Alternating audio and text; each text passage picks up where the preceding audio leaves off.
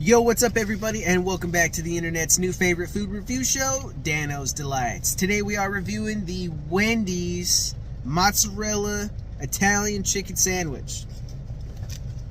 Alright, so here's our sandwich. It looks pretty good. Got the mozzarella patty, and I got the hot and spicy patty underneath it. Doesn't look very good, but it's not about the look, it's about the taste, and let's give it a shot.